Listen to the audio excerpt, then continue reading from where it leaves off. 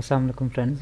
सी plus plus language सीखने की series में आज हमारा लेक्चर नंबर 21 का पार्ट 2 है, जिसमें हम देखेंगे कि हम कैसे जो है फंक्शन को डिफ़ाइन करते हैं, कॉल करते हैं और डिक्लेयर करते हैं।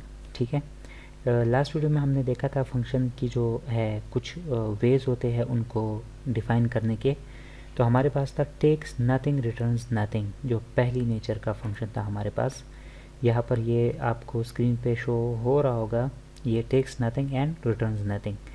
इस लेक्चर में हम इसको डिस्कस करेंगे कि एक ऐसा फंक्शन कैसे डिफ़ाइन किया जाए जो कुछ ना आर्गुमेंट्स में लेता हो और ना कुछ रिटर्न करता हो, लेकिन कोई फंक्शनैलिटी परफॉर्म करता हो। तो ऐसा जो है फंक्शन हमने डिफ़ाइन करना है।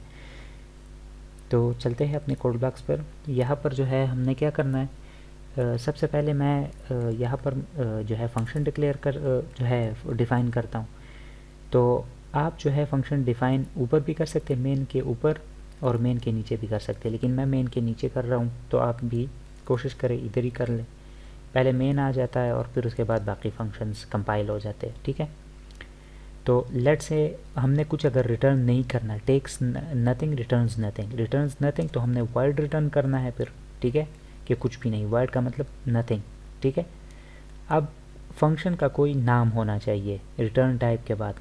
तो फंक्शन का नाम मैं लेट से माई फंक्शन रख देता हूँ।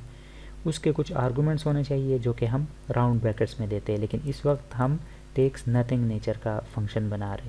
तो ये हो गया। उसकी कोई बॉडी होनी चाहिए, तो हमने ये उसकी बॉडी डिफ़ाइन कर दी कि ये जो है फंक्शन, उसकी बॉडी यहाँ से स्टार्ट, यहाँ पे क्लोज। अब इसके दरमियान में ये फंक्शन क्या क्या करेगा, तो हम लेट से इसको कहते हैं कि हेलो, ये सिर्फ प्रिंट कर रहा है hello friends this is my function. ठीक है, ये हो गया, इसने ये प्रिंट किया। और दूसरी लाइन पर मैं प्रिंट करना चाहता हूँ वेलकम टू सिपर्स लेक्चर्स। ये इसने प्रिंट कर दिया। सही है, तो बस इतना सा काम, फ़र्ज़ करो एक फंक्शन ने ये वाला काम किया, इतना काम किया इसने। ये स्टेटमेंट्स हम इधर भी ऐड कर सकते हैं, लेकिन ये सिर्फ आपको समझाने के लिए कि फंक्शन ऐसे बिल्ड होता है, ऐसे क्रिएट होता है, ऐसे कॉल होता है, ऐसे डिफ़ाइन होता है। नहीं तो आप ये लाइंस इधर भी ऐड कर सकते हैं। अब हमारे पास फ़र्ज़ करें, जैसे कि मिसाल के तौर पर मेरे पास एक प्रोग्राम है जिसमें एक मेन्यू बना हुआ है। उसके अंदर मैंने कोई मेन्यू में कोई ऑप्शन सेलेक्ट करना है और उस ऑप्शन के तहत एक अलग ऑपरेशन परफॉर्म होना है। तो वो तो मैं मेन एक्टिविटी के अंदर सारा कोड लिख लूँगा, लेकिन वो सारा कोड मैनेज करने के लिए मुझे फंक्शंस की ज़रूरत पड़ती है, ताकि मैं सिर्फ उसी फंक्शन में जिसमें एरर आ रहा है तो एग्जैक्ट उसी जगह पर पहुंच जाऊंगा और उसको चेंज कर लूँगा। अब जैसे मिसाल के तौर पर ये मैंने फंक्शन बना लिया, तो इसको हम कहेंगे यहाँ पर इस वाले पार्ट को, जैसे मैंने आपको इंट्रोडक्टरी लेक्चर में बताया था कि जब हम रिटर्न टाइप बताते हैं, फंक्शन का नाम बताते हैं, उसके आर्गूमेंट्स वगैरह, और उसकी बॉडी डिफ़ाइन करते कि ये उसका स्टार्ट ब्रेस है, ये उसका एंड ब्रेस। ठीक है, तो दरमियान में जब हम जो भी कुछ लिखे या ना लिखे, तो ये हमारे पास क्या है, ये फंक्शन डेफिनीशन है। ठीक है, अब हम आ जाते हैं फंक्शन डिक्लेरेशन पर।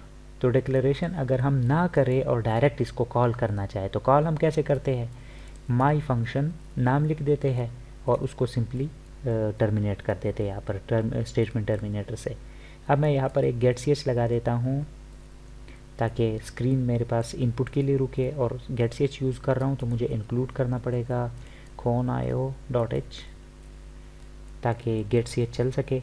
अब मैं अगर इसको रन करूँ तो आप देख सकते हैं मेरे पास एक एरर आ रहा है, और एरर क्या आएगा कि माई function was not declare in this scope. कहता है ये तो डिक्लेयर ही नहीं हुआ, तो कंपाइलर को पता कैसे चलेगा कि ये फंक्शन है किधर। ठीक है, ये तो हमें नज़र आ रहा है ना कि इस लाइन में ये जो है नीचे पड़ा हुआ है, लेकिन कंपाइलर को कैसे पता चलेगा। तो कंपाइलर को बताने के लिए यहाँ पर हमें उसको डिफ़ाइन करना पड़ेगा, डिक्लेयर करना पड़ेगा। और डिक्लेयर हम कैसे करते हैं, फंक्शन कॉल की तरह ही करते हैं, लेकिन सिर्फ रिटर्न टाइप साथ बताते हैं। तो ये मैंने यहाँ पर किया डिक्लेयर, और फिर मैंने कॉल किया, तो ये अब एरर नहीं देगा और मेरे पास स्क्रीन पर आउटपुट शो हो रही है। ठीक है, तो इस तरीके से हमारे पास फंक्शन की डेफिनीशन, कॉलिंग और डिक्लेरेशन होती है। और ये हमारे पास था first type of function, that is takes nothing क्योंकि कुछ आर्गुमेंट्स नहीं ले रहा, और रिटर्न्स नथिंग क्योंकि कोई जो है रिज़ल्ट रिटर्न नहीं कर रहा ये, ठीक है।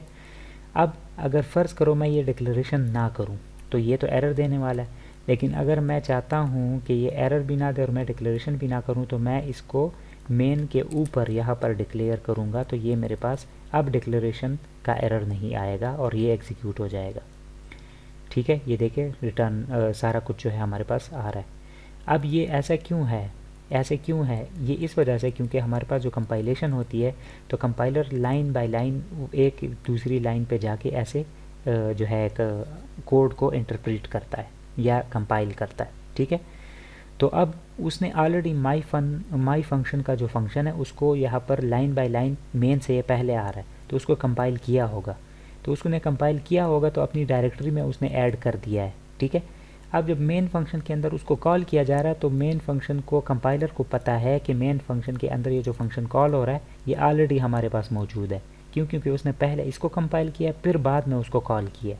लेकिन अगर इसको मैंने मेन के नीचे यहाँ पर डिफ़ाइन करूँ, यहाँ पर जैसे यहाँ से कट करके यहाँ पर पेस्ट कर दूँ तो अब ये एरर जनरेट करने वाला है। उसकी रीज़न क्या है, क्योंकि कंपाइलर पहले इसको कॉल करेगा लाइन बाय लाइन आके इसको पहले कॉल करेगा, जैसे ही कॉल करेगा तो उसको इसका मीनिंग नहीं पता कि ये फंक्शन कहाँ पर है, ये क्या कर रहा है, तो उसको बताने के लिए फिर हमें कंपलसरी है कि हम क्या करें, इसको डिक्लेयर करें। और डिक्लेरेशन, हाँ एक और बात, यहाँ पर भी ऐसे डिक्लेयर कर सकते हैं, माई फंक्शन ऐसे डिक्लेयर कर सकते हैं, लेकिन ये ज़रूरी नहीं है कि आप मेन एक्टिविटी कह रहा हूँ मेन फंक्शन के अंदर ही इसको डिक्लेयर करें। आप इसको मेन जो फंक्शन है उसके बाहर भी कहीं डिक्लेयर कर सकते हैं। लेट्स से मैंने यहाँ पर डिक्लेयर कर दिया है और अब मैं अगर इसको रन करूँ तो मेरे पास भी प्रोग्राम एग्जीक्यूट होना चाहिए, ठीक है। ये क्यों ऐसे हो रहा है, क्योंकि मैंने सिर्फ डिक्लेरेशन करनी है। और अगर ये मैं आपको एक और चीज़ बताऊं कि जो फंक्शन की या वेरिएबल्स की जो डिक्लेरेशन है, जैसे मिसाल के तौर पर मैं int x comma int y ये मैं कर दूं तो ये जो मैं मेन फंक्शन के बाहर कर रहा हूं तो इसको हम कहते हैं ग्लोबल डिक्लेरेशन, ठीक है। इसी फंक्शन की जो डिक्लेरेशन भी हमने की है मेन के बाहर तो इसको भी हम कहेंगे ग्लोबल डिक्लेरेशन। इसको क्यों कहते हैं ग्लोबल, क्योंकि ये जो x और y होंगे ये सिर्फ यहाँ पर एक्सेस नहीं होंगे, ये यहाँ भी एक्सेस होंगे और इसके अलावा जितने भी इस प्रोग्राम में कई सारे फंक्शंस होंगे तो हर जगह पर ये x y के जो वेरिएबल है ये एक्सेस होंगे। लेकिन अगर मैं इसको यहाँ से कट करके मेन के अंदर जो है डिक्लेयर करूँ तो ये सिर्फ मेन फंक्शन के ही वेरिएबल होंगे। मेन फंक्शन के बाहर अगर आप यहाँ पर x की वैल्यू चेंज करना चाहे cn और यहाँ पर करें x तो ये आपको एरर देने वाला है। ये जैसे लेट्स से मैं इसको रन करके भी बता देता हूँ तो आपको ये एरर क्या दे रहा है, टू लॉग में चला जाता हूँ तो ये कह रहा है लाइन नंबर 15 पर कह रहा है कि x was not declare in the scope, ठीक है, कि x जो है हमारे पास यहाँ पर मौजूद ही नहीं है, डिक्लेयर ही नहीं है, आप कैसे इसको यूज़ कर रहे हो। और दूसरी चीज़ अगर आप ये कह रहे हैं ना कि मैंने यहाँ पर 2 दफ़ा इंट लिखा था तो वो भी मैं रिमूव कर लेता हूँ, लेकिन एरर फिर भी आएगा, वही वाला एरर जो x वॉज नॉट डिक्लेयर, ठीक है। वो क्यों x वॉज नॉट डिक्लेयर, क्योंकि x जो है वो इस मेन फंक्शन का वेरिएबल है ना कि माई फंक्शन का, तो इस वजह से ये आपको बताना लाजमी था कि आप जो डिक्लेरेशन करते हैं तो डिक्लेरेशन अगर आप किसी फंक्शन के अंदर करते हैं, वेरिएबल्स की हो चाहे फंक्शंस की डिक्लेरेशन हो, तो उसको हम कहते हैं लोकल जो है डिक्लेरेशन। और जो आप फंक्शन के मेन के फंक्शन के बाहर करते हैं या किसी दूसरे फंक्शन के बाहर करते हैं तो उसको हम कहते हैं ग्लोबल डिक्लेरेशन। जैसे ये वाला है तो ये मेन के बाहर है तो इसको हम ग्लोबल डिक्लेरेशन कहते हैं इस फंक्शन की।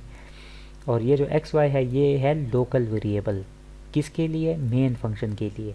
इसको हम अगले किसी फंक्शन में यूज़ नहीं कर सकते। अगर मैं इसको यहाँ से कंट्रोल एक्स करके यहाँ पर ऊपर पेस्ट कर दूँ तो अब मेरे पास अगर मैं इसको एग्जीक्यूट करूँ सी इन एक्स, ठीक है, तो x के अंदर ये इनपुट अब लेगा, ये मुझे एरर नहीं देगा। ये देखें यहाँ पर मैंने 65 या जो भी इंटर करना था वो कर दिया और उसके बाद फिर अपने फंक्शन का जो बाकी कोड था उसने एग्जीक्यूट कर लिया और अब मेन का फंक्शन चल गया और प्रोग्राम एंड। तो ये जो है डिक्लेरेशन जो है ग्लोबल और लोकल, ये आपको समझ आ चुकी होगी। तो नेक्स्ट वीडियो में मिलते हैं, तो तब तक के लिए मुझे इजाज़त दीजिए। अल्लाह हाफिज़।